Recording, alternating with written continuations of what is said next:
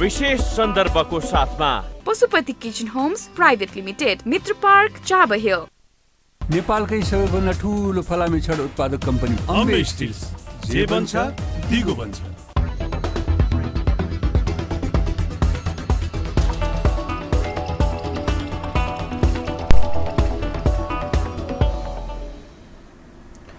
नमस्कार, स्वागत छ दर्शकवृन्द यहाँहरूलाई कार्यक्रम विशेष सन्दर्भमा। म रोहन श्रेष्ठ। विशेष सन्दर्भको आजको यस श्रृङ्खलामा हामी मुलुकको पछिल्लो राजनैतिक अवस्था, अझ त्यसमा पनि नेपाली कङ्ग्रेसको भूमिका आम नेपाली जनताले यति बेला खोजिरहेका छन्। यत्रो महिना भइसक्यो, पुसदेखि अहिले वैशाखसम्मकै महिनालाई क्याल्कुलेट गर्ने हो भने पनि 4 महिना त बितिसक्यो। हामी 5 महिनामा रन भइरहेका छौँ। यद्यपि मुलुकलाई कङ्क्रिट निकास भनेदेखि कहीँबाट पनि दिन सकिरहेको आवाज नेपाली जनताले महसुस गरिरहेका छैनन्। आखिर कहाँनिर के कुराले बिगारेको छ? किन राजनैतिक दलहरू आफ्नै सत्ता स्वार्थ, आफ्नै स्वार्थमा मात्रै केन्द्रित बनिरहेका छन्? चाहे त्यो नेपाली कङ्ग्रेस होस्, जसपा होस्, माओवादी केन्द्र होस् अथवा एमाले नै किन नहोस्, लगायतका विषयमा आज हामी कुराकानी गर्न गइरहेका छौँ। र त्यसको साथसाथमा हुन गइरहेको नेपाली कङ्ग्रेसको आगामी 14औं महाधिवेशनको विषयमा पनि हामी चर्चा गर्नेछौँ। त्यसको लागि आज हामीसँग हाम्रो स्टुडियोमा नेपाली कङ्ग्रेसका केन्द्रीय सदस्य, नेपाली कङ्ग्रेसका युवा नेता कल्याण कुमार गुरुङ आज हामीसँग हुनुहुन्छ। स्वागत छ यहाँलाई। धन्यवाद रोहनजी। मैले भूमिकाकै दौरानमा पनि हालेँ, 4 महिना त भइ नै सक्यो, 5औं महिनामा रहन्छ। यो 4 महिनाको टेन्युअरलाई क्याल्कुलेट गर्ने हो भने पनि नेपाली कङ्ग्रेसको भूमिका कस्तो रह्यो, नेपाली कङ्ग्रेसबाट साथ सहयोग पनि खोजेका थिए, नेपाली कङ्ग्रेसले पनि आफू सँगसँगै काँधमा काँध मिलाएर अगाडि बढ्ने भनेर भनिएका राजनैतिक दलहरूलाई पनि विश्वासमा लिन सक्नु पर्थ्यो होला, विश्वासमा लिन सकेन, लगायतका कुराहरू थुप्रै छन्। अहिलेको वर्तमान राजनैतिक अवस्थामा समस्या कहाँनिर छ? के कारणले गर्दाखेरि मुलुकको कोर्स अगाडि बढ्न सकिरहेको छैन?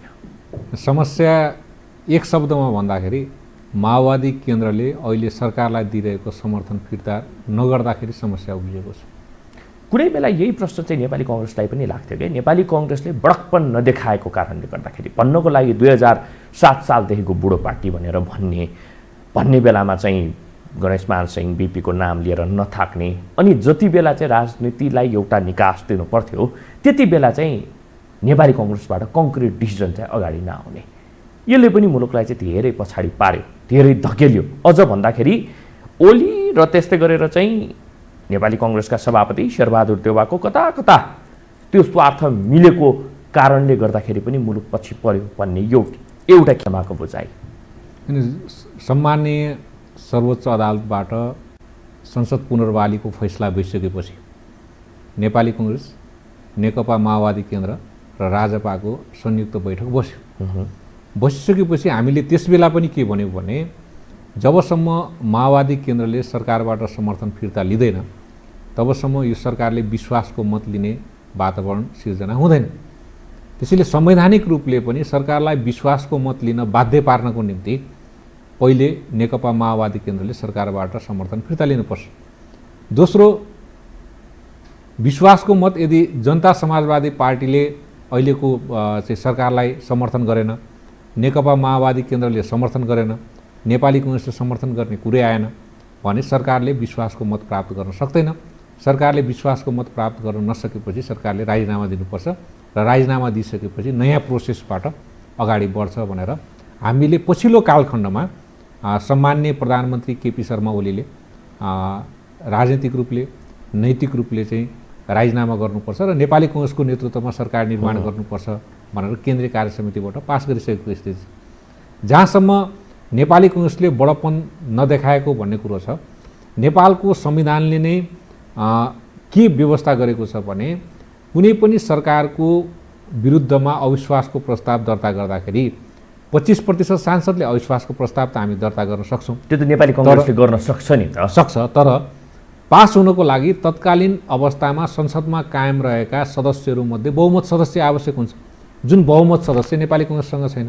नेपाली कङ्ग्रेसले अविश्वासको प्रस्ताव दर्ता गर्ने, तर बहुमत सदस्य भएन त अविश्वासको प्रस्ताव पास हुँदैन, त्यसको त कुनै अर्थ रहेन। दोस्रो, अविश्वासको प्रस्ताव दर्ता गर्दै गर्दाखेरि भोलि प्रधानमन्त्री को हुने भनेर प्रधानमन्त्रीको नाम पनि लेख्नुपर्छ। कसको नेतृत्वमा भोलि सरकार गठन गर्ने भनेर त्यसको नाम पनि लेख्नुपर्छ। त्यसैले जबसम्म नेकपा माओवादी केन्द्र, जनता समाजवादी पार्टी र नेपाली कङ्ग्रेस एक ढिक्का हुँदैन तबसम्म बहुमत पुग्न सक्ने सम्भावना हुँदैन। बहुमत नपुगेसम्म न त अविश्वासको प्रस्ताव पास हुन्छ, न त सरकार नै गठनको प्रक्रिया नै संवैधानिक रूपले परिपूर्ण हुन्छ। त्यसैले संवैधानिक रूपले सरकारले लाई अविश्वासको प्रस्ताव ल्याएर हटाउनको लागि पनि नेपाली कङ्ग्रेस, नेकपा माओवादी केन्द्र र जनता समाजवादी पार्टी बिच चाहिँ सहकार्य र एउटा समीकरण बन्न आवश्यक हुन्छ र सरकार बनिसकेपछि त्यो बनेको सरकारले विश्वासको मत हासिल गर्नको निम्ति पनि तत्कालीन सदनमा रहेका सम्पूर्ण सदस्य सङ्ख्याको बहुमत सङ्ख्या हासिल गर्नको निम्ति पनि नेपाली कङ्ग्रेस, नेकपा माओवादी केन्द्र, जनता समाजवादी पार्टी एक हुनु पर्यो, एक ठाउँमा आउनु पर्यो, एउटा समीकरण बन्न आवश्यक हुन्छ। त्यसैले त्यो समीकरण अहिले नबनिरहेको अवस्था भएको कारणले गर्दा नयाँ सरकारको निर्माण प्रक्रियामा ढिलाइ भएको हो। तर ढिलो चाँडो नयाँ सरकार निर्माण हुन्छ। यो ढिलो चाँडो भनेर भनिरहँदाखेरि निकै नै ढिला भएन र, समय घर्किएन र? अनि मुख्य रूपमा नेकपा माओवादी केन्द्रले सरकारलाई दिएको समर्थन पहिले फिर्ता लिनु पर्यो। अहिले नेकपा माओवादी केन्द्रले बाहिर जे बोले पनि यथार्थमा के देखिएको छ भने सरकारलाई दिएको समर्थन फिर्ता लिएको छैन। त्यो सरकारलाई दिएको समर्थन फिर्ता नलिँदाको अवस्थासम्म सरकारले विश्वासको मत हासिल गर्नुपर्ने संवैधानिक बाध्यता निर्माण हुँदैन। त्यसैले सबैभन्दा पहिले सरकारलाई विश्वासको मत हासिल गर्न सक्ने या हासिल गर्नुपर्ने संवैधानिक बाध्यता सिर्जना गरिसकेपछि मात्रै अन्य सरकार निर्माण हुने प्रक्रिया सिर्जना हुन्छ। किनकि सरकारले यदि नेकपा माओवादी केन्द्रले वर्तमान सरकारलाई सहयोग गरेन, जनता समाजवादी पार्टीले वर्तमान सरकारलाई सहयोग गरेन भने सरकारले पनि विश्वासको मत हासिल गर्न सक्दैन। सरकारले विश्वासको मत हासिल गर्न नसकिसकेपछि सम्मान्य प्रधानमन्त्रीज्यूले राजीनामा दिनुपर्ने परिस्थिति नै हुन्छ। तर सम्मान्य प्रधानमन्त्रीज्यूले राजीनामा दिइसकेपछि नयाँ सरकारको प्रक्रिया प्रारम्भ हुन्छ। त्यसपछि नेपाली कङ्ग्रेसको नेतृत्वमा सरकार निर्माण हुन्छ। नेपाली कङ्ग्रेसकै नेतृत्वमा सरकार निर्माण हुन्छ अथवा चाहिँ अरू पनि विकल्प चाहिँ त्यहाँनिर देख्न सकिन्छ? अरू विकल्प छैन। अहिले दुई विकल्प मध्ये एउटा विकल्प हो, या त अहिले सरकार जुन नेकपा एमालेको नेतृत्वमा सरकार बनिरहेको छ त्यो नै कन्टिन्युटी, यसले नेकपा एमालेकै नेतृत्वमा बनेको सरकारले निरन्तरता पाउने, या त प्रमुख प्रतिपक्षी दल नेपाली कङ्ग्रेस भएको कारणले नेपाली कङ्ग्रेसको नेतृत्वमा सरकार निर्माण हुने। किनकि प्रमुख प्रतिपक्ष दल भनेको वेटिङ प्राइम मिनिस्टर हो। त्यसैले राजनीतिक रूपले, संवैधानिक रूपले, नैतिक रूपले पनि नेपाली कङ्ग्रेसको नेतृत्वमा सरकार निर्माण हुने प्रक्रिया नै उपयुक्त हुन्छ। त्यही त यो वेटिङ प्राइम मिनिस्टर भनेर भनिरहँदाखेरि नि पछि केही समय अगाडि चर्चा पनि भएको थियो तपाईँहरूमा चाहिँ अब नेपाली कङ्ग्रेसले चाहिँ नेतृत्व लिएर अगाडि बढ्छ, अब नेपाली कङ्ग्रेसको नेतृत्वमा चाहिँ सरकार बनाउनुपर्छ भनेर भनिरहँदाखेरि त्यो कुरा चाहिँ अहिले कहाँ पुगिरहेको छ, कहाँनिर गएर फुल स्टप लगाइरहेको छ? अब आजकै कुरा गर्ने हो भने तपाईँहरूको पदाधिकारी बैठक बसिरहेको छ, आन्तरिक रूपमा छलफलहरू पनि भइरहेका होलान्, त्योदेखि बाहेक आएर चाहिँ बाह्य अरू राजनैतिक दलहरूसँग पनि छलफल भइरहेका छन्। यो छलफल भन्ने चिज चाहिँ कहाँ कसरी कोसँग के भएर चाहिँ भइरहेको छ अलिकति बताइदिनु न। अनि हाम्रो छलफल दुईवटा दलसँग चाहिँ घनीभूत रूपमा नै भइरहेको छ। नेकपा माओवादी केन्द्र र जनता समाजवादी पार्टीसँग घनीभूत रूपमा नै छलफल भएको छ। त्यसको परिणाम आउन बाँकी छ। मलाई लाग्छ केही दिनमा सकारात्मक परिणाम आउँछ। यो परिणाम चाहिँ कहिले आउने भन्ने कुराले पनि बडा क्वेसन मार्क चाहिँ क्रिएट गरिरहेको छ कि के कुराले गर्दाखेरि चाहिँ त्यो एउटा विश्वासको खाडल चाहिँ निम्ति रहेको छ त हाम्रो राष्ट्रिय राजनीतिमा।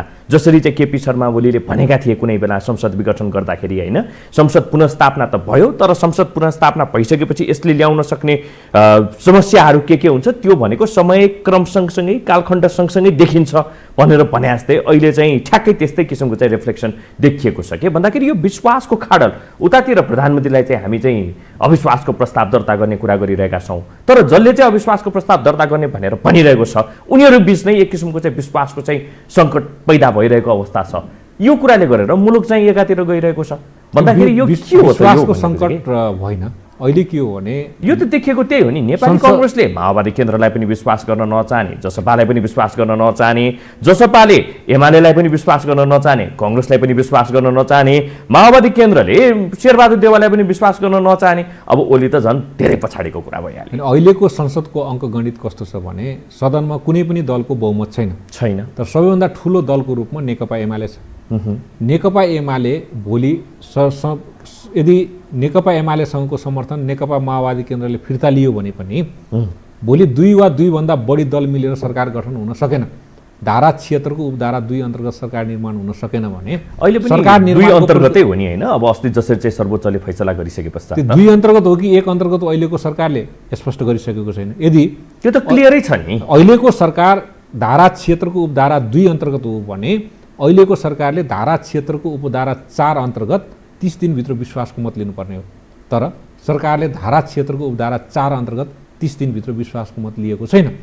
त्यो संवैधानिक जुन नियम पालन गर्नुपर्ने हो। अहिले सरकार यदि धारा 76 को उपधारा 2 अन्तर्गत हो भने उहाँले लिनुपर्ने विश्वासको मत लिनुभएको यो माओवादी केन्द्र जसरी चाहिँ सर्वोच्चले छुट्याइदिइसकेपछि यो माओवादी केन्द्र र त्यस्तै गरी चाहिँ एमाले एक भएर चाहिँ बनिरहेको सरकारको रूपमा चाहिँ अहिलेसम्म व्याख्या गरिएको छ नि त, विश्लेषण गरिएको छ नि त। समर्थन फिर्ता नलिएको कारणले माओवादी केन्द्र, त्यही भएर हामी भनिरहेका छौँ सबैभन्दा पहिले नेकपा माओवादी केन्द्रले सरकारलाई दिएको समर्थन फिर्ता लिनु पर्यो। माओवादी केन्द्रले समर्थन फिर्ता नलिँदासम्म त नेकपा माओवादी केन्द्रको विश्वास छ भन्ने देखिन्छ नि त। नेकपा माओवादी केन्द्रले अहिले नेकपा एमालेको सरकारलाई दिएको समर्थन फिर्ता लिएको दिन सरकारले विश्वासको मत लिनुपर्ने हुन्छ। त्यसैले सरकारले विश्वासको मत लिनुपर्ने जब बाध्यता सिर्जना हुन्छ त्यो बेला सरकारसँग विश्वासको मत लिन सक्ने बहुमत पुग्दैन। नपुगेपछि धारा 76 को उपधारा 2 अन्तर्गत सरकार निर्माणको प्रक्रियामा जान्छ। यदि 2 वा 2 भन्दा बढी दल पनि मिलेर सरकार निर्माण हुने प्रक्रिया निर्माण भएन भने धारा 76 को उपधारा 3 अन्तर्गत सदनमा रहेको बहुमत प्राप्त नगरेको तर सबैभन्दा ठुलो सङ्ख्यामा रहेको दलको नेतृत्वमा सरकार निर्माण हुन्छ। सबैभन्दा ठुलो दल त फेरि एमाले छ। अनि एमालेको नेतृत्वमा यदि सरकार निर्माण धारा 3 अन्तर्गत भयो भने यदि उसले पनि फेरि 30 दिनभित्र धारा 76 को उपधारा 4 अन्तर्गत विश्वासको मत लिनु पर्यो।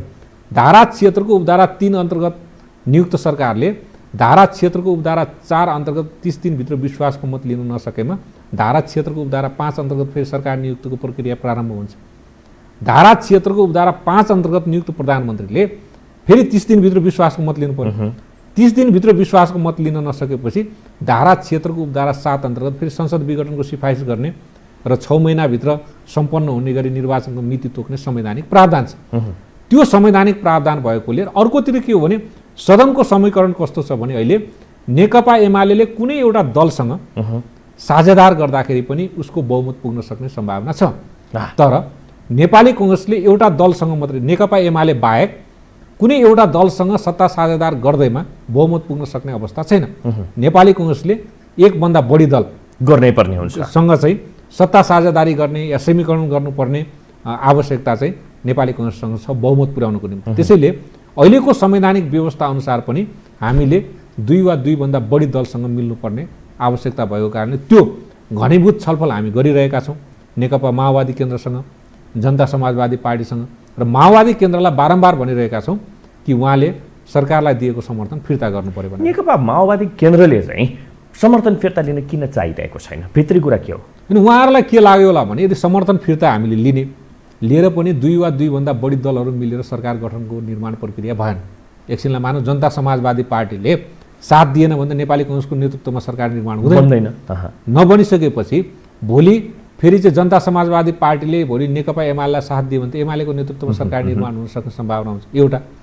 दोस्रो के हो भने जनता समाजवादी पार्टी, नेकपा नेपाली कांग्रेस र नेकपा माओवादी केन्द्र तीनटै मिलेनन् र सरकार निर्माण हुने प्रक्रिया भएन भने फेरि धारा 76 को उपधारा 3 अन्तर्गत सबैभन्दा ठुलो दलको नाताले फेरि नेकपा एमालेकै नेतृत्वमा सरकार बन्न सक्ने सम्भावना हुन्छ।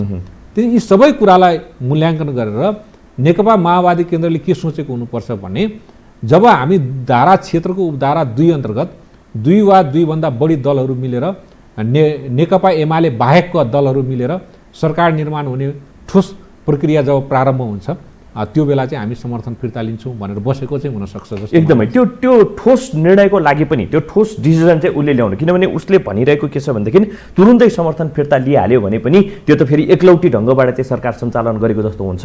एमाले अझ भन्नुपर्दाखेरि केपी ओली जसले चाहिँ निरङ्कुश भनेर भनिएको छ भनेर भन्दाखेरि त्यहाँभित्र पनि एउटा किसिमको चाहिँ समस्या निम्तिएला भनेर चाहिँ उसले यतातिर कांग्रेस र जसपाको समर्थन साथ चाहिँ खोजिरहेको हो नि त, होइन? त्यसमा चाहिँ कांग्रेसले अलिकति बडकपन देखाएर चाहिँ अविश्वासको प्रस्ताव चाहिँ दर्ता गरिहालेको भएदेखि त कमसेकम त्यो अविश्वासको खाडल छ नि माओवादी केन्द्र र त्यस्तै गरेर जसपाको त्यो चाहिँ निमित्या नहुन्थ्यो कि भन्ने एउटा लेमन। यसमा यस्तो छ, धारा 100 को उपधारा 4 अन्तर्गत हामीले 25% चाहिँ सांसदहरूले 1/4 सांसदले अविश्वासको प्रस्ताव राख्न मिल्न सक्छौँ। हामीले त्यो दर्ता गराउन सक्छौँ, त्यो सङ्ख्या हामीसँग पुग्छ। तर अविश्वासको प्रस्ताव पास गर्ने हामीसँग सङ्ख्या पुग्दैन। त्यसो अविश्वासको प्रस्ताव पास गर्नुको निम्ति भोलि हामीलाई जनता समाजवादी पार्टीले एउटा ठोस निर्णय चाहियो नि, हामीलाई नेकपा माओवादी केन्द्रको ठोस निर्णय चाहियो नि। त्यसैले हामीले के भनिरहेका छौँ भने पहिले नेकपा माओवादी केन्द्रले सरकारलाई दिएको समर्थन फिर्ता लिनु पर्यो। यो भनेको अविश्वास भएन, अविश्वास होइन, राजनीतिक दलहरू बीचको अविश्वासकै कारणले गर्दा त आज आए त। किनभने तपाईँहरू ल ठिक छ, तपाईँले भनिरहनु भएको छ हामी अविश्वास प्रधानमन्त्रीको चाहिँ अगेन्स्टमा अविश्वासको प्रस्ताव राख्छौँ होइन। त्यो अविश्वासको प्रस्ताव राखिराख्दाखेरि यतातिर अस्योर चाहिँ के हुनु पर्यो त भन्दाखेरि चाहिँ जसपा पनि आउनु पर्यो, काङ्ग्रेसको लाइनमा आउनु पर्यो ताकि त्यो प्रस्ताव चाहिँ पास होस्, यतातिर माओवादी केन्द्र पनि आउनु पर्यो भनेर क्वेसन गर्दाखेरि नै त्यसले चाहिँ एउटा किसिमको चाहिँ विश्वासको खाडल त देखियो नि त। विश्वासको खाडल भन्न सकिन्छ, अविश्वास नहुनु। किनभने उहाँहरूले केन्द्रीय कार्य समितिको बैठक बसेर निर्णय गर्नुपर्ने हुन्छ, उहाँहरूको संसदीय दल बसेर निर्णय गर्नुपर्ने हुन्छ। किनकि संविधानले त सबै सांसदहरूको हस्ताक्षर खोज्छ, बहुमत सांसदको हस्ताक्षर खोज्छ नि। सदनमा रहनुभएका बहुमत सदस्य सङ्ख्याहरूको हरेक सदस्यको हस्ताक्षर खोज्छ। त्यसैले त्यो हस्ताक्षर गर्नु पूर्व त उहाँहरूले नेकपा माओवादी केन्द्रले पनि केन्द्रीय समितिबाट निर्णय गर्नु पर्यो, संसदीय दलबाट निर्णय गर्नु पर्यो। नेपाली काङ्ग्रेसले पनि केन्द्रीय समितिबाट निर्णय गर्नु पर्यो, संसदीय दलबाट निर्णय गर्नु पर्यो। र जनता समाजवादी पार्टीले पनि केन्द्रीय समितिबाट निर्णय गर्नु पर्यो, संसदीय दलबाट निर्णय गर्नु पर्यो। ती सबै निर्णय पहिले प्रारम्भ हुनु पर्यो। त्यो निर्णय भइसकेको छैन। हाम्रो भनाइ के हो भने संवैधानिक प्रक्रियाबाट नै सत्ता परिवर्तन सम्भव छ। त्यस संवैधानिक प्रक्रियाबाट जाँदाखेरि केन्द्रीय कार्य समितिको निर्णय आवश्यक हुन्छ, संसदीय दलको निर्णय आवश्यक हुन्छ र हरेक सांसदहरूको हस्ताक्षर आवश्यक हुन्छ। त्यो हस्ताक्षर सङ्कलन अभियान त हामीले गर्न सक्छौँ नि त। त्यो हस्ताक्षर सङ्कलन यदि बहुमत पुग्यो भने अविश्वासको प्रस्ताव त भोलि दर्ता हुन्छ। तर कसको नेतृत्वमा प्रधानमन्त्री को हुने होइन, त्यो विषयमा चाहिँ छिनोफाना गरेर हस्ताक्षर सङ्कलन गरौँ र विश्वासको फिर्ता लिनलाई त कुनै गाह्रो भएन। उहाँहरूको एउटा निर्णयले, संसदीय दलको एउटा निर्णय गरेर उहाँहरूले सभामुखलाई बुझाउनु भयो भने सरकारबाट रहेको समर्थन चाहिँ हामीले फिर्ता लियौँ भनेर बुझाउनु भयो भने त त्यो निर्णय पर्याप्त हुन्छ।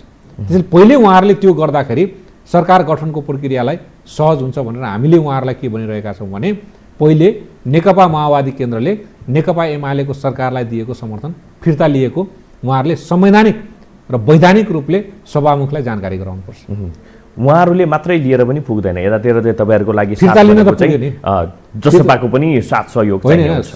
विश्वास जुन अहिले दिनु भएको समर्थन छ त्यो फिर्ता लिन त सकियो, त्यो त सकियो नि। त्यसैले सम्मान्य सभामुखज्यूका उहाँहरूले वैधानिक रूपले नै दर्ता गराउनु पर्यो। त्यो दर्ता गराउने बित्तिकै सरकारले त विश्वासको मत लिनु पर्यो नि। धारा 100 को उपधारा 2 अन्तर्गत उहाँले विश्वासको मत लिनुपर्ने आवश्यकता हुन्छ त्यसपछि। र त्यस्तै गरी चाहिँ जसपाको चाहिँ जसरी उसले आफ्नो चाहिँ मुद्दाहरू उसले यसलाई चाहिँ राजनैतिक भन्दा पनि विगतदेखिको चाहिँ हाम्रा मुद्दा भनेको, हाम्रा माग भनेको यही हो, यो जसले पुरा गर्छ हामी उसलाई चाहिँ साथ दिन तयार छौँ, समर्थन गर्न तयार छौँ भनेर भनिरहँदाखेरि नेपाली काङ्ग्रेसलाई अब्जेक्सन कहाँनिर छ? किन हामीले उहाँहरूको दलको स्वतन्त्रता हो होइन, उहाँहरू आफ्नो दलको निर्णय गर्नु उहाँहरू स्वतन्त्र हुनुहुन्छ। हामीले उहाँहरूको दलको निर्णयमा हस्तक्षेप गर्ने कुरा पनि हुँदैन र गर्नु राम्रो पनि हुँदैन। त्यसैले हामीले जसपालाई कि जनता समाजवादी पार्टीलाई के भनेका छौँ भने तपाईँहरू पहिले क्लियर हुनुहोस्। उनीहरू त क्लियर छ नि, तपाईँहरू पहिले क्लियर हुनुहोस्। तपाईँहरू नेकपा एमालेको साथमा हो कि नेपाली काङ्ग्रेसको साथ? जसले उनीहरूको माग हुनु पर्यो, पुरा हुन्छ, जसले उनीहरूको चाहिँ मुद्दालाई पुरा गरिदिन्छ उसैलाई उनीहरूले साथ दिन्छु भनेर भनिरहेकै छ नि, त्यो त विगतदेखि नै। होइन, उहाँहरूको मुद्दा के हो त्यो विषयमा उहाँहरूले सरकारसँग अहिले छलफल चलाइरहनु भएको छ होइन। सरकारसँग छलफल चलाइरहँदाखेरि उहाँहरूले सरकारलाई, अहिलेको सरकारलाई नै निरन्तर साथ दिन्छु भनेर उहाँहरूले भन्नुहुन्छ भने जसपाको यो मुद्दा नेपाली काङ्ग्रेससम्म आइपुगेको छैन। होइन, नेपाली काङ्ग्रेससँग सत्ता समीकरणको विषयमा कुरा भएको छ होइन। सत्ता उहाँहरूको माग मुद्दाको कुरा भएको छ, माग मुद्दाको सन्दर्भ, किन हामी सरकारमा पनि छैनौँ। सरकारमा नभएको कारणले गर्दाखेरि हामीले उहाँहरूको सरकारले गर्नुपर्ने मागहरू हामी पुरा गर्न सक्ने अहिले अवस्थामा छैनौँ। भोलि सरकार निर्माण भइसकेपछि संयुक्त सरकार बन्छ भने त्यो संयुक्त सरकारमा त उहाँहरू पनि सहभागी बन्न सक्नुहुन्छ नि। त्यही हो, त्यही नै हो। संयुक्त सरकारमा बस्दाखेरि त्यो एस्योरेन्स जसले दिन्छ त्यसलाई नै हामी होइन, अहिले एस्योरेन्सको कुरा भइरहेको छ नि त। अहिले उहाँहरूले अहिलेको सरकारसँग चाहिँ उहाँहरूको मागहरूको विषयमा मुद्दा फिर्ताको सम्बन्धमा उहाँहरू प्रक्रियामै गरिसक्नुभयो। त्यसैले हामीसँग पनि उहाँहरू डायलगमा हुनुहुन्छ। नेपाली काङ्ग्रेससँग पनि जनता समाजवादी पार्टीका नेताहरू डायलगमै हुनुहुन्छ, छलफलमै हुनुहुन्छ, संवादमै हुनुहुन्छ। नेकपा माओवादी केन्द्रका नेताहरू पनि नेपाली काङ्ग्रेससँग संवादमै हुनुहुन्छ। हामी क्लियर गर्न चाहन्छौँ, तपाईँहरू यदि अहिलेको नेकपा एमालेको नेतृत्वमा रहेको सरकारलाई साथ दिनुहुन्छ भने क्लियर भन्नुहोस्। हैन उहाँहरूलाई नै समर्थन छ भनेर भन्नुहोस्। यदि अहिलेको नेकपा एमालेको नेतृत्वको सरकारलाई उहाँहरूको साथ छैन भने पहिले त समर्थन फिर्ता लिनु पर्यो, साथ छैन भन्नु पर्यो। हामीसँग पनि संवाद गर्ने, उहाँहरूसँग पनि संवाद गर्ने, यो दोहोरो संवादले संवैधानिक निकास दिँदैन, सत्ता परिवर्तनको बाटो सम्भवतः माओवादी केन्द्रले त धेरै हदसम्म त्यसरी छलफल गरिसकेको अवस्था रहेको छैन केपी ओली सरकारसँग, मात्रै उसले चाहिँ नेपाली कङ्ग्रेस र त्यस्तै गरेर चाहिँ जसपाको अस्योरेन्स मात्रै खोजेर बसिरहेको छ। तर यतातिर जसपाको कुरा गर्ने हो भनेदेखि त ऊ आफ्नै राजनैतिक दलबाट पनि प्रधानमन्त्री बनाउनको लागि चाहिँ लबिङमा रहेको छ भनेर पनि सुनिन्छ। महन्त ठाकुरलाई चाहिँ अगाडि सारेर चाहिँ प्रधानमन्त्रीको सेप किन नदिने, तराईबाट आउने व्यक्तिलाई चाहिँ किन प्रधानमन्त्री नबनाउने भन्ने किसिमले पनि उहाँहरू चाहिँ लबिङमा जुटिरहनु भएको भन्ने कुराहरू सुनिन्छ। भन्दाखेरि यो कुरा चाहिँ नेपाली कङ्ग्रेसले कतिको मानेको छ? किन यदि चाहिँ जसपाबाट कोही फेस अगाडि आउँछ भने, किनभने अविश्वासको प्रस्ताव दर्ता गर्नकै लागि पनि त एकजना प्रधानमन्त्रीको क्यान्डिडेट यो छ भन्ने किसिमले त आउनुपर्ने हुन्छ। भन्दाखेरि त्यो त्यसमा चाहिँ अब्जेक्सन रहन्छ कि रहँदैन? सबै दलले आफ्नो दलको नेताको नेतृत्वमा सरकार गठन हुने प्रक्रिया प्रारम्भ गर्नु भनेको स्वाभाविक राजनीतिमा त्यसलाई अस्वाभाविक रूपले लिँदैनौँ हामी। त्यसैले नेपाली कङ्ग्रेसको केन्द्रीय सदस्यको नाताले म पनि के स्पष्ट गर्न चाहन्छु भने नेपाली कङ्ग्रेसकै नेतृत्वमा सरकार गठन गर्ने प्रक्रियामा अगाडि बढ्छ। नेपाली कङ्ग्रेसकै नेतृत्वमा सरकार बन्नुपर्छ भनेर नेपाली कङ्ग्रेस केन्द्रीय कार्य समितिले पास पनि गरिसकेको छ। त्यसैले हामी नेपाली कङ्ग्रेसकै नेतृत्वमा सरकार निर्माण गर्ने प्रक्रियामा अगाडि बढ्छ। राजनीति भनेको फेरि सम्भावनाको खेल पनि त हो नि। मेरो गोरुको बाह्रै टक्का भन्ने कुरा सम्भवतः नेपाली राजनीति समग्र विश्व राजनीतिमा पनि त्यस्तो कुरा हुँदैन। भन्दाखेरि मुलुकलाई निकास दिनको लागि एउटा बाटो खुल्छ भनेदेखि एक स्टेप आफू पछाडि हटिँदाखेरि त्यसले केही समस्या निम्तिन्छ र? होइन, हामीले नेपाली कङ्ग्रेसकै नेतृत्वमा सरकार निर्माण गर्ने भनेर केन्द्रीय कार्य समितिले पास गरिसकेको स्थिति छ। अब फेरि त्यसको लागि केन्द्रीय कार्य समितिको बैठक बस्नुपर्छ।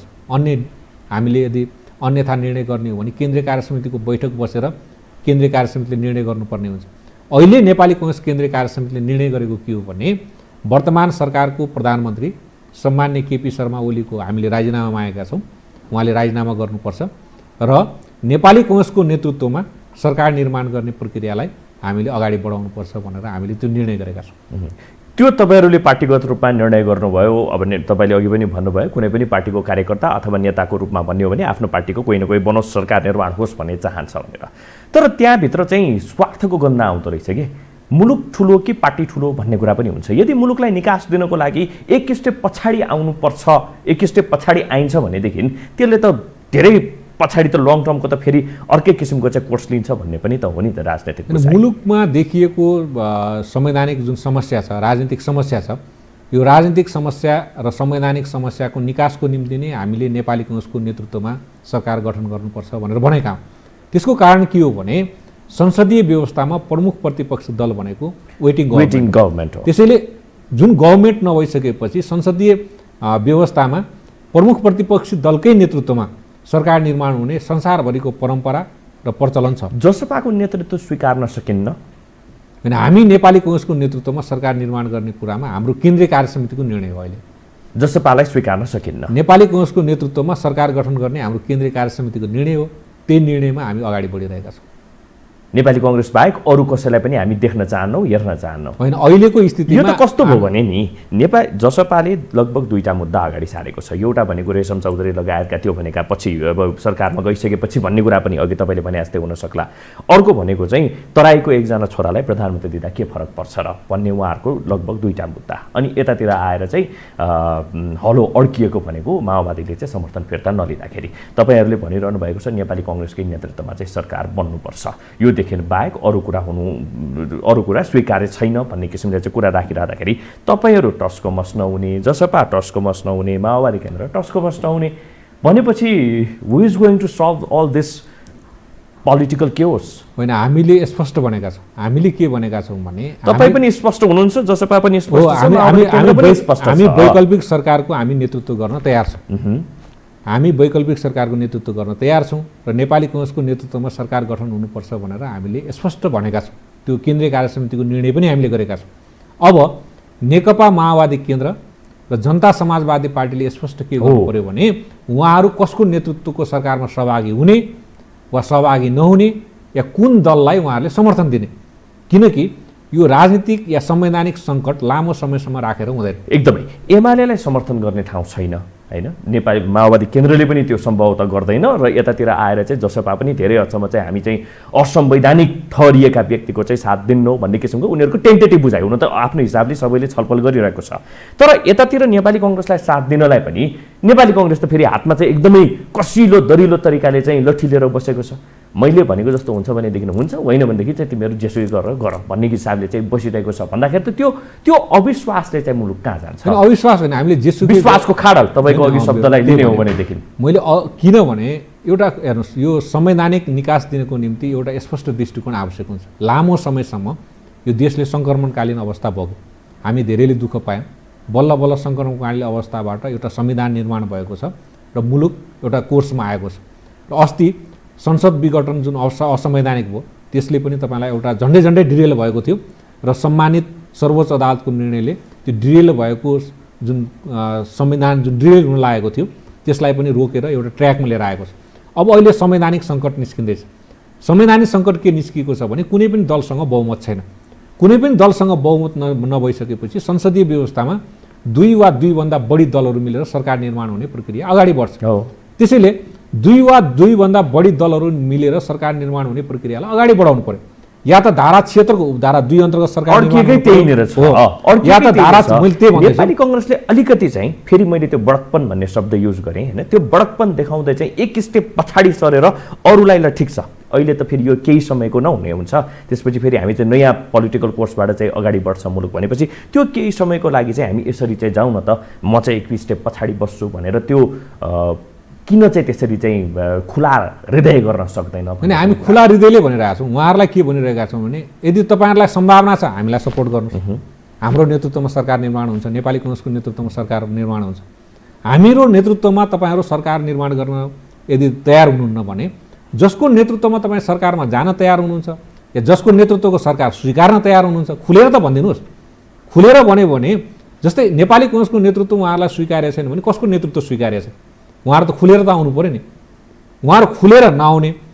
त्यसैले अनि नेपाली कङ्ग्रेससँग पनि संवाद गरिरहने, नेपाली कङ्ग्रेससँग संवाद गर्ने हो भने नेपाली कङ्ग्रेसको नेतृत्वमा सरकार निर्माण गर्ने प्रक्रियामा उहाँहरूको केन्द्रीय कार्य समितिको बैठकले संसदीय दलको बैठकले निर्णय गर्नु पर्यो र सम्पूर्ण सांसदहरूले हस्ताक्षर गर्नु पर्यो भनेर हामीले स्पष्ट भनेका छौँ। यदि नेपाली कङ्ग्रेसको नेतृत्व उहाँहरूलाई स्वीकार्य छैन भने जसको नेतृत्वमा उहाँहरूलाई स्वीकार्य हुन्छ, जोसँग उहाँहरूको नीति मिल्छ, कार्यनीति मिल्छ, कार्ययोजना मिल्छ, रणनीति मिल्छ, त्यो दलको नेतृत्व उहाँहरूले स्वीकार गर्दा पनि हामीलाई आपत्ति हुँदैन। हामी प्रमुख प्रतिपक्ष भएर बस्न तयार छौँ। त्यसैले हामी सत्ताको निम्ति धेरै अहिले सत्ताकै निम्ति एकदम धेरै लालायत छैनौँ।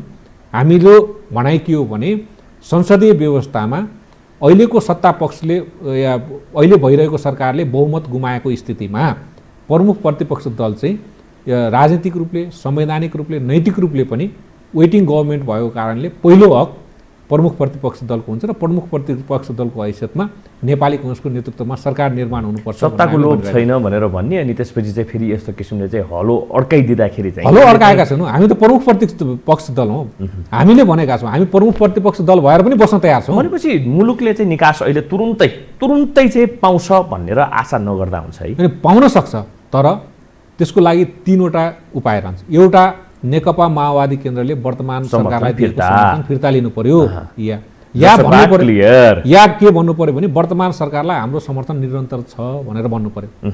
2 मध्ये एउटा क्लियर गर्नु पर्यो। हाम्रो समर्थन फिर्ता छ भनेर के अरे निरन्तर छ भनेर पनि नभन्ने, फिर्ता लिएको छु भनेर पनि नभन्ने। दोस्रो, जनता समाजवादी पार्टीले या त नेपाली कङ्ग्रेसको नेतृत्वमा हामी सरकारमा सहभागी हुन्छौँ या नेपाली कङ्ग्रेसको नेतृत्वमा बन्ने सरकारलाई हाम्रो समर्थन छ भन्नु पर्यो, या त नेकपा एमालेको नेतृत्वमा सरकारमा हामी जान्छौँ या नेकपा एमालेको नेतृत्वमा सरकार बन्छ भने त्यसलाई समर्थन या कांग्रेसको नेतृत्व स्वीकार्छौँ भनेर चाहिँ आउनु पर्यो। अर्को पनि भन्न सक्नुहुन्छ उहाँले, या त जनता समाजवादी पार्टी सरकारको नेतृत्व लिन तयार छ, हामी नै सरकारको नेतृत्व लिन तयार छौँ, हाम्रो लागि हामी चाहिँ समर्थन गर्नुहोस् भनेर उहाँले खुलेर भन्न सक्नु पर्यो। दोस्रो कुरा। तेस्रो कुरा के हो भने संसदको हस्ताक्षर सङ्कलन गर्नु पर्यो र केन्द्रीय कार्य समिति र संसदीय दलबाट निर्णय गर्नु पर्यो कि नेपाली कङ्ग्रेसको नेतृत्वमा सरकार गठन गर्ने कि अर्को दलको नेतृत्वमा सरकार गठन गर्ने। उहाँहरूले संसदको हस्ताक्षर खोज्छ। व्यक्तिले निर्णय गरेर मात्रै हुँदैन, व्यक्तिले अन्तर्वार्ता दिएर मात्रै हुँदैन, व्यक्तिले भेटेर मात्रै हुँदैन। संसदले त हरेक सांसदको हस्ताक्षर खोज्छ नि। त्यसैले हरेक सांसदको हस्ताक्षर गरेर कसको नेतृत्व, कसलाई प्रधानमन्त्री बनाएर कसको नेतृत्वमा सरकार गठन गर्ने त्यो प्रक्रिया प्रारम्भ गरे हुन्छ। यो तीनवटा कुरा चाहिँ क्याटेगोरिकली आयो भनेदेखि सजिलो हुन्छ। त्यसैले हामीले स्पष्ट के भनेका छौँ भने हामी कुनै दुविधामा छैनौँ। हामी सत्ताको लागि लालायत छैनौँ। हामी प्रमुख प्रतिपक्ष दलमा पनि बस्न तयार छौँ। अहिले प्रमुख प्रतिपक्ष दलमै हौँ। तर यदि यो सरकारको विकल्प छ भने त्यो विकल्पको प्रमुख हकदार चाहिँ नेपाली कांग्रेस हो है। प्रमुख हकदार नेपाली कांग्रेसको भएकोले नेपाली कांग्रेसको नेतृत्वमा सरकार निर्माण गर्ने प्रक्रियामा हामी अगाडि बढ्छौँ। त्यो राजनीतिक रूपले, नैतिक रूपले र संवैधानिक रूपले पनि उपयुक्त नै त्यो हो भनेर हामी स्पष्ट भनेका छौँ। यो मानेमा नि यी सबै चिजहरूलाई केलाउने, विगतदेखि वर्तमानसम्मलाई हेर्ने, पछिल्लो पोलिटिकल ट्रान्जिसनको फेजलाई चाहिँ केलाउने हो भनेदेखि नि नेपाली कांग्रेसको नेतृत्व अझ भन्नुपर्दाखेरि चाहिँ सभापतिमाथि पनि थुप्रै प्रश्न चिन्हहरू, आक्षेपहरू चाहिँ उनले खेप्नु पनि पर्यो। तपाईँकै नेपाली कांग्रेस पार्टीभित्रका युवा नेताहरूलेदेखि लिएर बाँकी अरूले पनि सभापतिमाथि प्रश्न चिन्हहरू कोट्याए, राखे। ती प्रश्नहरूलाई मूल्याङ्कन गर्ने हो भने, ती विषयलाई मूल्याङ्कन गर्ने हो भनेदेखि सभापतिले कतिको दरिलो भएर खुट्टा जमाएको महसुस गर्नुभयो एउटा नेपाली कांग्रेसको नेता भएको कारणले? होइन, अहिलेको स्थिति हेर्दाखेरि नेपाली कांग्रेसको सभापति आदरणीय शेरबहादुर देउवाको दृष्टिकोण स्पष्ट छ। उहाँले प्रष्ट रूपमा के भन्नुभएको छ भने या त नेपाली कांग्रेसको नेतृत्वमा सरकार बन्ने प्रक्रिया प्रारम्भ हुन्छ। यदि नेपाली कांग्रेसको नेतृत्वमा सरकार बहुमत पुग्दैन भने हामी प्रमुख प्रतिपक्ष भएर पनि बस्न तयार छौँ। उहाँले स्पष्ट भन्नुभएको छ। उहाँ त्यो कुरामा कुनै दुविधा देखिनुहुन्न। त्यसैले उहाँ सत्ताको लागि धेरै लालायत पनि अहिले देखिनु भएको छैन र नेपाली कांग्रेस सत्ताको लागि धेरै लालायत पनि देखिएको छैन। र उहाँले स्पष्ट दृष्टिकोण दिएकै कारणले नेपाली कांग्रेसले आफ्नो स्पष्ट अडान पनि राखेको छ। यदि प्रमुख प्रतिपक्ष दल भएको कारणले नेपाली कांग्रेसको नेतृत्वमा सरकार निर्माण गर्नुपर्छ भनेर केन्द्रीय कार्य समितिको बैठकले पास गरेको छ। हामी नेपाली कांग्रेसको नेतृत्वमा सरकार निर्माण गर्ने प्रक्रियामा अगाडि बढ्छौँ। यदि नेपाली कांग्रेसको नेतृत्वमा सरकार निर्माण गर्ने प्रक्रियामा संसदको बहाल रहेको सदस्य सङ्ख्याहरूको बहुमत पुग्दैन भने नेपाली कांग्रेस प्रमुख प्रतिपक्षी दलको हैसियतले सदनमा बसेर आफ्नो भूमिका निर्वाह गर्न तयार छ भनेर अघि तपाईँले कुराकानीको दौरानमा एउटा कुरा के उकाउनु भयो भने जसपा क्लियर भइसकेको अवस्था छैन। जसपाले चाहिँ अब हाम्रै नेतृत्वमा चाहिँ बनाउँ न त भनेर पनि भनिसकेको अवस्था छैन। जसपाले हाम्रो नेतृत्वमा बनाऊ भनेर अगाडि सर्यो भनेदेखि हुन त त्यहाँभित्र पनि पार्टीको आन्तरिक के चलहरू आफ्नो ठाउँमा होलान्। यद्यपि त्यो एउटा हाइपोथेटिकल क्वेसन है आयो भनेदेखि त्यो स्वीकार्य हुन्छ कि हुँदैन नेपाली कांग्रेसलाई? किनभनेदेखि साथ सहयोग त फेरि अहिले जसपा, माओवादी केन्द्र र नेपाली कांग्रेसकै ट्रायङ्गुलर दिनुपर्ने रहन्छ भन्दाखेरि चाहिँ त्यो साथ सहयोग रहन्छ कि रहन्न? अहिले नेपाली कांग्रेस केन्द्रीय कार्य समितिले नेपाली कांग्रेसको नेतृत्वमा सरकार निर्माण गर्ने प्रक्रिया प्रारम्भ गर्ने भनेर भनेको कारणले अहिले हामी साथ हुँदैन। अहिले हामी नेपाली कांग्रेसकै नेतृत्वमा सरकार निर्माण गर्ने प्रक्रियामा अगाडि त्योदेखि बाहेक अरूलाई साथ हुँदैन। अहिले हामी नेपाली कांग्रेसकै नेतृत्वमा सरकार निर्माण गर्ने प्रक्रियामा अगाडि बढ्छौँ। त्यसमा हामी दृढ छौँ। ठिक छ, यो राष्ट्रिय राजनीति भयो। हुन त नेपाली कांग्रेस आफै पनि एउटा चाहिँ पाको राजनैतिक दल भएको कारणले गर्दाखेरि चाहिँ यति बेला चर्चा नेपाली कांग्रेसभित्रैको पनि छ। आगामी महाधिवेशनको तयारी पनि भित्रभित्रै भइरहेको छ। अब त निर्वाचन चुनावमा जानलाई महाधिवेशन मात्रै नभएर अब अर्ली इलेक्सनका पनि कुराहरू आइरहेछन्। यावत कुराहरूलाई लिएर नेपाली कांग्रेस ग्रासरुटसम्म पुगिसकेको छ। तपाईँले पनि सम्भवतः सभापतिको लागि चाहिँ उम्मेदवारी दिने भन्ने किसिमका गैयाँ गुइयाँ सुनिन्छन्, के हो कुरो? मैले बारम्बार भनेको छु र म तपाईँको यो टेलिभिजन मार्फत पनि म स्पष्ट रूपमा भन्न चाहन्छु कि म कल्याण कुमार गुरुङ नेपाली कांग्रेसको 14औं महाधिवेशनमा केन्द्रीय सभापति पदको उम्मेदवार हुँ, उम्मेदवारी दिन्छु। किन? नेपाली कांग्रेसलाई सबै तहमा जिताउनको लागि, नेपाली कांग्रेसका सबै कार्यकर्ताहरूले राजनीतिक न्यायको अनुभूति गर्न सकुन्, अझ बढी राजनीतिक सुरक्षाको अनुभूति हुन सकोस् र अझ बढी उहाँहरूले राजनीतिक अवसरहरूको समान र न्यायोचित रूपले उहाँहरूले के छ भने अवसरहरू प्राप्त गर्न सक्नुहोस् भन्ने एउटा एजेन्डा लिएर म अगाडि बढ्छु। राजनीतिक सुरक्षा नभएकै हो नेपाली कांग्रेसभित्र? नेपाली कांग्रेसभित्र राजनीतिक सुरक्षा नभएको होइन, जति मात्रामा हुनुपर्थ्यो त्यति मात्रामा अझ बढी गर्न सकिन्छ, अझ बढी बढाउन सकिन्छ। भन्नाले कहाँनिर चुके, कहाँनिर के भयो नेपाली कांग्रेसभित्र ताकि तपाईँले पनि होइन यसरी चाहिँ उम्मेदवारी दिन्छु भनेर चाहिँ एउटा परिकल्पना गर्नु? जस्तै अहिले कस्तो छ भने नेपाली कांग्रेसभित्र धेरै साथीहरू लामो समयदेखि सङ्घर्ष गर्नुभएका हाम्रो अग्रजहरू हुनुहुन्छ, जसको बलिदान, जसको योगदानको कारणले आज हामी उभिएर बोलिरहेका छौँ। वर्तमान सभापति आदरणीय शेरबहादुर देउवा, वरिष्ठ नेता आदरणीय रामचन्द्र पौडेल लगायतका त्यो पुस्ताका धेरै अग्रजहरू, त्यसपछिका पनि धेरै अग्रजहरूको उहाँहरूको योगदान, उहाँहरूको बलिदान, उहाँहरूले लामो समय जेल बस्नुभयो, लोकतन्त्रलाई सङ्घर्ष गर्नुभयो, जसको योगदानको कारणले हामी यहाँ छौँ। त्यो योगदान गर्नुभएको असङ्ख्य मानिसहरूले आज पनि न्याय पाउन सकिरहनु भएको छैन। उहाँहरूलाई कसरी हामीले न्याय दिन सक्छौँ, कसरी पार्टीले उहाँहरूलाई सम्मान गर्न सक्छ, कसरी न्याय दिन सक्छ, त्यतातिर हामीले हाम्रा पद्धतिहरू बसाल्न सक्छौँ। नम्बर 1। नम्बर 2, राजनीति गरिरहनुभएका मानिसहरू हुनुहुन्छ। जस्तै अहिले कोही नेभी सङ्घमा हुनु होला, कोही तरुण दलमा हुनुहुन्छ, कोही महिला सङ्घमा लागिरहनु भएको छ, कोही पार्टीको विभिन्न ओहदामा वडा तहदेखि चाहिँ लागिरहनु भएको छ, कोही नयाँ प्रवेश गरिरहनु भएको छ। उहाँहरूलाई चाहिँ हामीले दुई चिज गर्नुपर्छ। एउटा चाहिँ समान र न्यायोचित अवसरको सुनिश्चितता गर्न सक्नुपर्छ, जसले यदि अवसरको सुनिश्चितता भइसकेपछि उहाँहरूले आफूलाई राजनीतिक सुरक्षाको अनुभूति गर्न सक्नुहुन्छ। भोलि राजनीतिमा लाग्ने लामो समय लागिसकेपछि उहाँहरूले कुनै पनि अवसर प्राप्त गर्नु भएन भने राजनीतिमा विरक्ति हुन्छ। त्यो विरक्तिको राजनीतिक कार्यकर्ताले भोलि जुन दुःखको अनुभूति गर्नुहुन्छ, उहाँका परिवारका सदस्यहरूले जुन दुःखको अनुभूति गर्नुपर्ने हुन्छ, त्यो चाहिँ बडो चाहिँ तपाईँलाई के छ दुःखदायी हुन्छ, पीडादायी हुन्छ। सबैजना त नेतृत्वमा पुग्दैन नि त राजनीति गर्ने नेता कार्यकर्ताहरू। सबैले नेतृत्व गर्नुपर्छ भन्ने तर सबैले अवसर। उदाहरणको लागि त रामचन्द्र पौडेलै अगाडि हुनुहुन्छ, तपाईँहरूको त्यत्रो त्याग गर्नुभयो, त्यत्रो तपस्या गर्नुभयो, तैपनि उहाँ चाहिँ यसरी चाहिँ लबिङ गरिरहनु भएको अवस्था छ। एउटा उदाहरण मात्रै के भन्नाले सबैजनाले त्यही पोजिसन। मैले नेतृत्वको मात्रै कुरा गरेको होइन, मैले के भन्दा पनि यो चाहिँ सिस्टमको मान हो। मैले के भनेको भने हामी त्यस्तो प्रणालीको विकास गर्न सक्छौँ जसले नेपाली कङ्ग्रेसभित्रका सम्पूर्ण कार्यकर्ताहरूलाई, सम्पूर्ण नेताहरूलाई अझ बढी राजनीतिक अवसर दिन सक्छ, अझ बढी राजनीतिक न्याय दिन सक्छ, अझ बढी राजनीतिक सुरक्षा प्रदान गर्न सक्छ र अझ बढी राजनीतिक अवसरहरूको न्यायोचित र समान वितरण गर्न सक्छ। उदाहरणको लागि जस्तै भन्नुहोस् न, अहिले कसैले टिकट पाएछ, कसैले चाहिँ टिकटै पाएका छैन, कोही समानुपातिकमा आएछन्, कसैले चाहिँ समानुपातिकमा आउनै पाएका छैन। अनि यस्ता कुराहरूलाई हामीले म्यानेजमेन्ट गर्न सक्छौँ, राजनीतिक व्यवस्थापन गर्न सक्छौँ। जुन कुराहरू हामीले राजनीतिक व्यवस्थापन गरेर राजनीतिक न्याय दिन सक्छौँ त्यो काम त हामी गर्न सक्छौँ नि। हामी त्यसको वैधानिक व्यवस्था गर्न सक्छौँ, विधानभित्र त्यो कुराहरू राखेर त्यो व्यवस्था गरेर हामीले राजनीतिक सुरक्षा, राजनीतिक न्याय अझ बढी प्रदान गर्न सक्छौँ, अझ बढी दिन सक्छौँ, जसले गर्दा नेपाली कङ्ग्रेसलाई सम्पूर्ण चाहिँ नेपाली कङ्ग्रेसकोलाई विश्वास गर्ने मानिसहरू छ, उहाँहरू सबैले चाहिँ यो पार्टी मेरो हो, यो नेपाली कङ्ग्रेसप्रति अझ बढी भरोसा सिर्जना गर्न सक्छौँ, अझ बढी विश्वास हामीले सिर्जना गर्न सक्छौँ। त्यसले नेपाली कङ्ग्रेस अझ बढी लोकप्रिय हुन सक्छ। नेपाली कङ्ग्रेस अझ बढी लोकप्रिय भयो भने सबै निर्वाचनमा, सबै तहको निर्वाचनमा नेपाली कङ्ग्रेसले बहुमत सङ्ख्यामा निर्वाचित हुन सक्छ। यो तपाईँको वितृष्णा अथवा उकुस मुकुस हो भनेर बुझ्न सकिन्छ? होइन, किनभने तपाईँले भन्नुभयो नि समानुपातिक ढङ्गबाट पाएका छैनन्, टिकट पाउनेहरूले टिकट पाइछन्, नेपाली कङ्ग्रेसभित्र चाहिँ एउटा लामो कालखण्ड चाहिँ काम गरेकाहरूले चाहिँ उचित स्पेस पाउन सकिरहेका छैनन् भनेर भनिरहँदाखेरि त्यो उकुस मुकुस, त्यो कुण्ठा, त्यो विरक्तिको कारणले गर्दाखेरि पनि म चाहिँ नेपाली कङ्ग्रेसभित्र एउटा बाघिकै रूपमा चाहिँ आउँछु भन्ने एउटा पलाएको पो हो कि तपाईँ? होइन, यसलाई त्यस रूपमै नलिनुहोस्। यसलाई के बुझ्नुहोस् भनेदेखि एउटा उज्यालो आशाको किरण, आशावादी सोच राखौँ, एउटा सकारात्मक र दृढतापूर्वक के छ भनेदेखि उज्यालो आशाको किरणको रूपमा तपाईँले लिनुहोस्। किनकि हामीले व्यथितिहरू जुन छन् ती व्यथितिलाई सँगालेर या व्यथितिहरूको निरन्तरता दिएर हामीले उज्यालो भविष्यको परिकल्पना गर्न सक्दैनौँ। त्यसैले नेपाली कङ्ग्रेसभित्र धेरै पुस्ताका मानिसहरू हुनुहुन्छ, सबै पुस्ताले नेपाली कङ्ग्रेसको उज्जवल भविष्यको कामना गर्नुभएको छ। नेपाली कङ्ग्रेसको उज्जवल भविष्य मात्रै होइन, नेपालकै उज्जवल भविष्यको कामना गर्नुभएको छ, नेपालको लोकतान्त्रिक पद्धतिको उज्जवल भविष्यको कामना गर्नुभएको छ।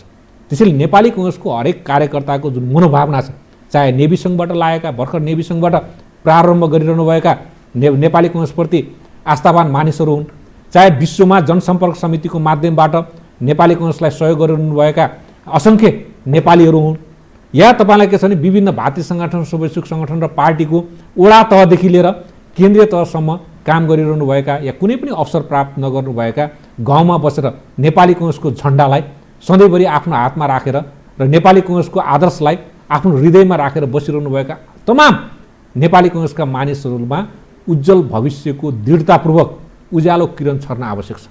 र मेरो उम्मेदवारी उहाँहरूभित्र रहेको जुन के छ भने दृढता छ, जुन सङ्कल्प छ, त्यो सङ्कल्पको लाई चाहिँ एउटा उज्यालो किरण दिने एउटा दृढतापूर्वक उम्मेदवारीको घोषणा तपाईँले गरिरहनु भएको छ नि। अहिले वैशाख, हुन त भदौमा महाधिवेशन भनेर भनिएको छ, भदौमा पनि हुन्छ कि हुँदैन टुङ्गो छैन। वैशाख, जेठ, असार, साउन, भदौ, लगभग 5 महिनाको टाइम फ्रेम राखौँ, टेन्टेटिभ टाइम फ्रेम। त्यो 5 महिनाको टाइम फ्रेममा चाहिँ बिचमा चाहिँ चिप्लिने पो हो कि अथवा चाहिँ अन्तिमसम्म पनि रहन्छ त्यो सभापतिको चाहिँ उम्मेदवारीको घोषणा? मैले यसमा बारम्बार भन्ने के गरेको छु भने मैले मात्रै होइन, जसले मैले त सभापतिको उम्मेदवार केन्द्रीय सभापति पदमा उम्मेदवारी दिन्छु भनेर भनेको छु। अन्य पदहरूमा पनि छन् नि, नेपाली कङ्ग्रेसभित्र केन्द्रीय सभापति बाहेक अन्य पदहरूको पनि उम्मेदवारी बिचमा गएर चाहिँ पद मिलान भयो भनेदेखि चाहिँ सभापति छोड्दिने हो। त्यही मैले भन्दैछु। जुनसुकै पदमा उम्मेदवारीको घोषणा गर्नुभएका मानिसहरूले पनि जुन पदमा उम्मेदवारीको घोषणा गर्नुभएको छ त्यही पदमा उहाँहरूको उम्मेदवारी दिनुपर्छ। आफ्नो लागि, आफ्नाहरूको लागि र आफ्नो नातेदारहरूको राजनीतिक भविष्य सुनिश्चित गर्नका लागि कसैले पनि आफ्नो उम्मेदवारलाई बार्गेनिङ टुल्सको रूपमा प्रयोग गर्नु हुँदैन। म पुनः दोहोऱ्याउन चाहन्छु, म कल्याण कुमार गुरुङ नेपाली कङ्ग्रेसको 14औं महाधिवेशनमा केन्द्रीय सभापति पदको उम्मेदवारी हुँ, उम्मेदवारी दिन्छु। कहाँनिर चुक्यो नेपाली कङ्ग्रेस? नेपाली कङ्ग्रेस चुकेको भन्दा पनि नेपाली कङ्ग्रेसलाई अझ बढी हामीले सशक्त बनाउन आवश्यक। यो जुन भन्नुभयो नि तपाईँले भर्खरै मात्रै, यो आफ्नो उम्मेदवारी म दिन्छु भनेर भनिरहँदाखेरि नेपाली कङ्ग्रेसले चाहिँ आफ्ना मान्छे त्यस्तै गरेर चाहिँ टिकट बारम्बार पाउने लगायतका अझ भन्दाखेरि सत्ताको अझ नजिक भएका मान्छेहरू गाउँका नेपाली कङ्ग्रेसलाई त बिर्से, गाउँमा काम गर्नेहरूलाई त बिर्से भनेर तपाईँकै शब्दलाई सापट्टि लिने हो भनेदेखि नेपाली कङ्ग्रेस यी मामलामा चाहिँ कहाँनिर चुके भन्न खोजेको? नेपाली कङ्ग्रेसले पहिले त के हो भने अभिलेख राख्नुपर्छ। आफ्ना सम्पूर्ण क्याडरहरूको होइन कहिलेदेखि काम गर्नुभयो उहाँहरूको अभिलेखीकरण गर्नुपर्छ, उहाँहरूको रेकर्ड राख्नु पर्यो होइन। दोस्रो कुरा के हो भने केवल पदले मात्रै या दिएर मात्रै सबैलाई आफ्नो बनाउन सकिँदैन, सबैलाई पद दिन सकिन्छ, तर अपनत्व त दिन सकिन्छ नि, सम्मान त दिन सकिन्छ नि। त्यो अपनत्व दिने प्रक्रियालाई हामीले प्रारम्भ गर्नुपर्छ। दोस्रो, हरेक मानिसलाई एउटा आशा र विश्वास दिन सक्नुपर्छ कि होइन म राजनीति गर्दैमा लागेँ भनेदेखि मैले पनि कुनै अवसर प्राप्त गर्न सक्छु है, मैले पनि यही पार्टीभित्र रहेर मेरो अवसरहरूको सिर्जना गर्न सक्छु र यही पार्टीभित्र रहेर मुलुकको सेवा गर्ने अवसर प्राप्त गर्न सक्छु।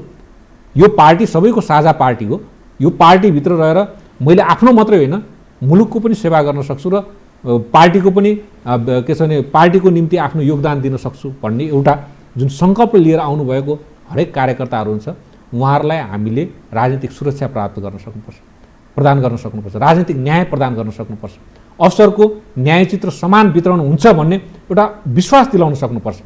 त्यो विश्वास भयो भने नेपाली कङ्ग्रेस अझ बढी लोकप्रिय भएर जान्छ, अझ बढी सशक्त भएर जान्छ, अझ बढी सबैको भरोसाको केन्द्रबिन्दु भएर जान्छ। त्यसैले हामीले नेपाली कङ्ग्रेसलाई सबैको अझ बढी भरोसाको केन्द्रबिन्दु बनाउन सक्छौँ, त्यो गर्न सक्छौँ भन्ने दृढ अठोटका साथ त्यो उज्यालो किरण मैले देखिरहेको छु। उज्यालो किरण र आशा, दृढतापूर्वकको आशालाई एउटा विश्वासमा परिणत गर्नको लागि मैले उम्मेदवारी दिएँ। यी मान्यहरूलाई चाहिँ अझै सूक्ष्म ढङ्गबाट खेलाउने हो भनेदेखि चाहिँ नेपाली कङ्ग्रेसले भन्नको लागि त्यही भन्छ, विगतको महाधिवेशनलाई पनि एकताको महाधिवेशन भनेर भनियो, तर त्यहाँ कतिजना चाहिँ सभापतिको उम्मेदवार देखिए भन्ने पनि देखियो भनेर भन्दाखेरि आफू एक भएर चाहिँ अगाडि बढ्न नसक्ने, मनमा सबैको मनमा तुस पलाएर राखिराख्ने, कोही चाहिँ सिटौलाको पक्ष बनाएको छ, कोही गगन पक्ष बनाएको छ, कोही चाहिँ तपाईँको यो के शेरबहादुर देउवा पक्ष बनाएको छ, कोही पौडेल पक्ष बनाएको छ, अब तपाईँ पनि आउनुभएको छ सभापतिको रूपमा र गुरुङ पक्ष भनेर भनिदिउँ होइन। भन्दाखेरि यो मनभित्र चाहिँ तुस पलाउने अनि त्यसपछि चाहिँ कुरा चाहिँ एकताको गर्ने, नेपाली कङ्ग्रेसलाई सुदृढ गराएर लाने भन्ने कुराहरू गर्ने, यो अलिकति मिलेन कि भन्ने पनि आम चासो, नेपाली कङ्ग्रेसप्रति आस्था राख्ने, नेपाली कङ्ग्रेसप्रति चाहिँ विश्वास गर्ने नेपाली जनताको। महाधिवेशन आइरहेको छ, महाधिवेशनमा सबैले लागि लोकतान्त्रिक पार्टी हो, सबैले उम्मेदवारी दिन स्वतन्त्र हुनुहुन्छ। पार्टीको विधान र देशको संविधानले दिएको योग्यता पुरा गरेका हरेक मानिसले नेपाली कङ्ग्रेसभित्र आफ्नो उम्मेदवारी दिन सक्नुहुन्छ। जुनसुकै तहमा निर्वाचन हुन्छ, जुन तहमा निर्वाचन हुन्छ त्यो तहको उम्मेदवारी दिन सक्नुहुन्छ। उम्मेदवारी दिइसकेपछि जो निर्वाचित हुनुहुन्छ उहाँलाई सबैले सहयोग गर्नुपर्छ। निर्वाचित व्यक्तिले विधानअनुसार पार्टी सञ्चालन गर्नुपर्छ। विधानअनुसार पार्टी सञ्चालन गर्दाखेरि न्यायको अनुभूति चाहिँ सबैलाई दिलाउन सक्नुपर्छ। न्यायको अनुभूति दिलाउन नसक्दाखेरि त्यसले के गर्छ भने निराशा जन्माउँछ र निराशाले हामीले जुन उज्जवल भविष्य, उज्जवल आशाको किरण देखाउन सक्ने सम्भावना छ त्यो सम्भावनामा पर्दा लगाइदिन्छ। त्यो पर्दालाई हटाउनुपर्छ कि उज्जवल भविष्यको जुन किरण देखिरहेको छ त्यो उज्जवल भविष्यको किरणमा निराशाले जुन पर्दा लगाउँछ त्यो पर्दालाई हटाउन हामी सक्छौँ, हामी सक्षम छौँ, हाम्रा अग्रजहरू सक्षम हुनुहुन्छ। वर्तमान नेतृत्वले त्यो गर्न सकेन है, नै उहाँहरू योग्य हुनुहुन्छ, उहाँहरू योग्य हुनुहुन्छ, अहिलेको नेतृत्व पनि योग्य हुनुहुन्छ, जति सभापतिका उम्मेदवारहरू हुनुहुन्छ उहाँहरू पनि योग्य हुनुहुन्छ। तर उहाँहरूले आफ्नो योग्यता अझ बढी रूपमा प्रदर्शित गर्नुहोस्, अझ बढी रूपमा आफ्नो योग्यताको चाहिँ कार्यान्वयन गर्नुहोस् भन्ने आम कार्यकर्ताको चाहिँ उहाँहरूप्रति अनुरोध हो। एक भएर जान्छ कि जाँदैन नेपाली कङ्ग्रेस कहिले? नेपाली कङ्ग्रेस विधान अनुसार सञ्चालन हुनुपर्छ। मेरो एउटै धारणा के हो भने हामीले नेपाली कङ्ग्रेसलाई विधान अनुसार सञ्चालन गर्दाखेरि केही समय गाह्रो होला। यदि हामीले विगतको ढङ्गबाट आगामी दिनमा पनि नेपाली कङ्ग्रेसलाई सञ्चालन गऱ्यौँ भने नेपाली कङ्ग्रेस कहिले पनि हामीले सोचेको जस्तो विधानले अगाडि बढ्न सक्ने या वैधानिक रूपले हामीले के छ भने पूर्णतः वैधानिक रूपले हामीले जुन किसिमले अगाडि बढाउन खोजेका छौँ त्यो वैधानिक रूपले नबढ्न सक्छ। सबै ठाउँमा चाहिँ मेलमिलाप, सबै ठाउँमा तपाईँले भन्नुभएको जस्तै भागभण्डामा मात्रै गयौँ भने, भागभण्डामा अल्झिरह्यो भने हामीले जसलाई न्याय दिनुपर्ने हो त्यो न्याय नदिन सक्छौँ। किन भागभण्डा हुँदाखेरि न्याय नपाउन सक्छ नि। न्याय नपाउने मानिसहरू पनि के छ भने भागभण्डामा पर्न सक्छन्। जसले न्याय पाउनुपर्ने हो भागभण्डाको कारण उहाँहरूले न्याय नपाउनु पनि सक्नुहुन्छ। त्यसैले यदि हामीले न्यायलाई केन्द्रबिन्दुमा राखेर, हरेक कार्यकर्तालाई दिनुपर्ने न्याय चाहिँ केन्द्रबिन्दुमा राखेर यदि हामीले विधानअनुसार पार्टी सञ्चालन गऱ्यौँ, विधानअनुसार हामीले निर्णय गऱ्यौँ र न्यायलाई केन्द्रबिन्दुमा राखेर आम कार्यकर्तालाई न्याय दिनुपर्छ, आम नेताहरूलाई न्याय दिनुपर्छ भन्ने कुरालाई न्यायलाई केन्द्रबिन्दुमा राख्यौँ भने मलाई लाग्छ नेपाली कङ्ग्रेस अझ बढी लोकप्रिय हुन सक्छ। आशा गरौँ। आशा मात्रै होइन, हामी विश्वास गरौँ र त्यो दृढ सङ्कल्प लिएर उज्यालो भविष्यको किरण जुन हामीले देखिरहेका छौँ त्यसलाई, त्यो सङ्कल्पलाई, त्यो सपनालाई हामीले यथार्थमा परिणत गर्नको निम्ति ठिक छ। हाम्रो तर्फबाट शुभकामना छ गुरुङ सरलाई र त्यस्तै गरेर चाहिँ समग्र रूपमा चाहिँ नेपाली कङ्ग्रेसका युवा पिँढीलाई पनि हामी के भन्छौँ भनेदेखि आफ्नो खुट्टा नकमाइकन नेतृत्वले यदि कुनै गलत गरेका छन्, विगतलाई र वर्तमानलाई कोट्याउने हो भनेदेखि चाहिँ गल्ती केही भएको छ भनेदेखि चाहिँ त्यसलाई चाहिँ सुधार गर्दै करेक्सन गर्दै अगाडि बढोस् भन्ने नै हाम्रो पनि अपेक्षा रहेको छ। यहाँलाई पनि धेरै धेरै शुभकामना, खुट्टा नकमाउनु होला भन्ने एउटा अपेक्षा। धन्यवाद। पदको लोभमा मात्रै नफल्नु होला। होइन, मेरो खुट्टा कमिँदैन। तपाईँहरू दृढ हुनुहोस्, म दृढ छु। हेर्नुहोस्, यो मैले बारम्बार के भनेको छु भने it is not my opinion, it is my decision. सक्ला त यो चाहिँ यत्रो राजनीतिका चाहिँ दरिएका, राजनीतिका चाहिँ माझिएका खेलाडीहरू जति पनि छ नेपाली कङ्ग्रेसभित्र, उनीहरूको अगाडि आफूलाई चाहिँ स्ट्यान्ड स्टिल राख्नको लागि सकिएला। अहिलेको महाधिवेशनमा हाम्रो वैधानिक परम्परा अनुसार पनि हिजो के थियो भने 205 निर्वाचन क्षेत्रबाट हरेक निर्वाचन क्षेत्रबाट 12 जना हुनुहुन्थ्यो, जसले गर्दा 2460 जना हुनुहुन्थ्यो। अहिले हरेक निर्वाचन क्षेत्रबाट 25 जना आउनुहुन्छ र 165 निर्वाचन क्षेत्र गर्दाखेरि 1665 जना त नयाँ मान्छे आउनुहुन्छ। पहिलेकै हेर्दाखेरि पहिलेकोबाट 20% आउँदाखेरि पनि लगभग तपाईँलाई के छ भने 500 जना नयाँ मान्छे आउनुहुन्छ भन्दा 2100-2200 मानिस त नयाँ मान्छे आउनुहुन्छ।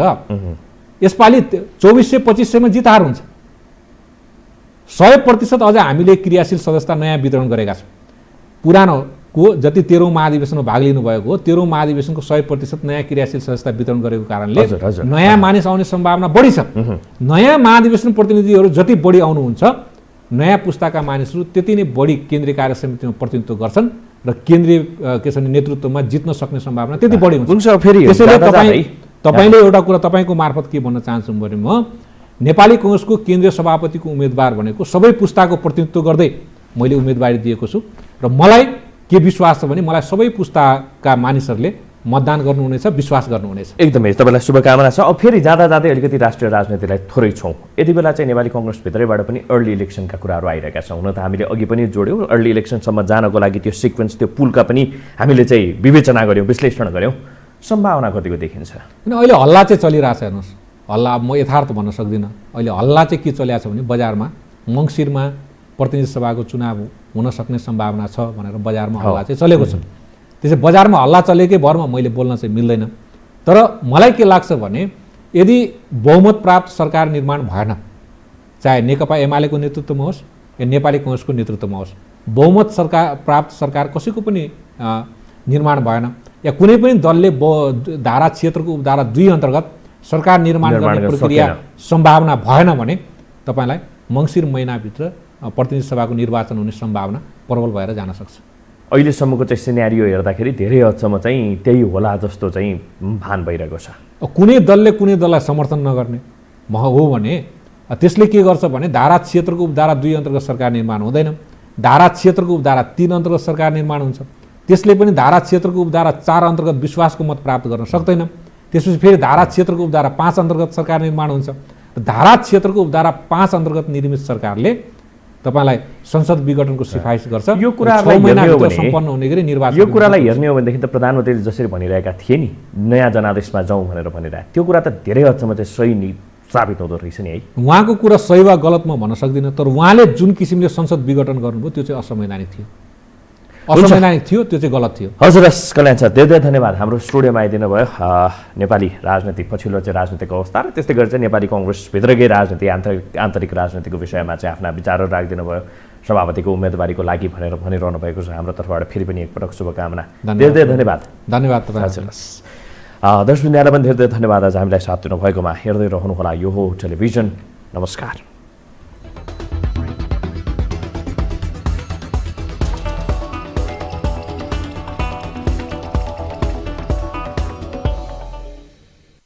विशेष सन्दर्भको साथमा Pashupati kitchen homes private limited, Mitra park, Chabahil. नेपालकै सबैभन्दा ठुलो फलामे छड उत्पादक कम्पनी अम्बे स्टिल्स, जे बन्छ दिगो बन्छ।